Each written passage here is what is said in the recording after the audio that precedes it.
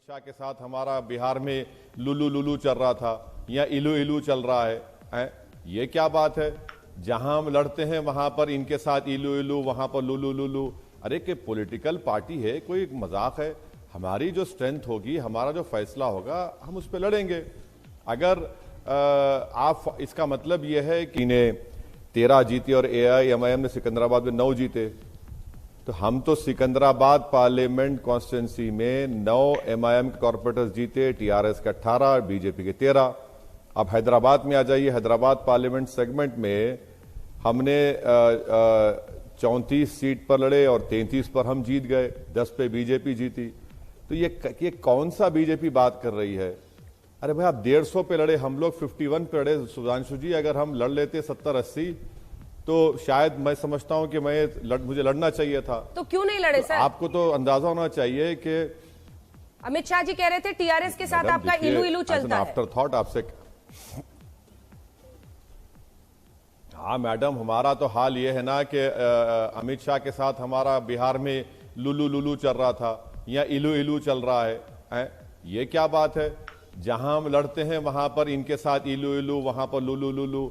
अरे कि political party है, कोई मजाक है? हमारी जो स्ट्रेंथ होगी, हमारा जो फैसला होगा, हम उस पर लड़ेंगे। अगर आप इसका मतलब यह है कि जो बीजेपी 48 जीती, तो क्या बीजेपी को शिकायत मुझसे है कि मैं ज्यादा सीट नहीं लड़ा? तो ये बताना चाहिए। और बीजेपी को 15% वोट, तो उनको उसमें 35 में तो सिर्फ TDP और कांग्रेस का वोट है। ये बात मानना पड़ेगा, क्योंकि जब तेलंगाना बना उसके बाद से TDP खत्म हो गई, कांग्रेस तो बेचारी आखिरी सांसें ले रही है, YSRCP खत्म हो गई, लेफ्ट पार्टीज खत्म हो गए। तो एक वैक्यूम था जिसको बीजेपी ने फिल किया। वो बात बिल्कुल सही है। तो 35 में तो 15% तो वोट उनका TDP का और कांग्रेस का है। उसमें वैक्यूम फिल किया सर, या आपने पोलराइजेशन के लिए ऐसी पिच दे दी कि इन्होंने अच्छी बैटिंग कर दी और सारा नुकसान हो गया TRS का? आप वहीं, उनको फायदा हुआ पोलराइजेशन का, आप वहीं रह गए। मैडम देखिए, अगर आप जो बात कह रहे हैं सच है, तो ये बड़ी बदबख्ती की बात है कि बीजेपी ने हिंदू मुस्लिम करके ये इलेक्शन जीता है। मेरा मानना यह है कि म्युनिसिपल इलेक्शन में बीजेपी ने पुराने शहर के ताल्लुक से कहा था कि इसको हम सर्जिकल स्ट्राइक करेंगे, आप वहां पर कुछ नहीं कर सके, डेमोक्रेटिक स्ट्राइक उल्टा आप पर पड़ गया। बीजेपी ने यूपी के मुख्यमंत्री को बुलाया, जिस वार्ड में वहां पर 3 वार्ड पर MIM ने कामयाबी हासिल की। अमित शाह को आपने कहा था कि 4 मीनार में बुलाया, घासी बाजार डिवीजन हम बीजेपी से जीत गए। तो ये बात समझने की जरूरत है कि यकीनन TRS को अपना इंट्रोस्पेक्शन करना पड़ेगा, और मुझे यकीन है कि KCR बड़े लीडर हैं, सगेशियस लीडर हैं, वो इंट्रोस्पेक्शन करेंगे। मगर बहुत ज्यादा आप लोग क्रेडिट दे रहे हैं बीजेपी को।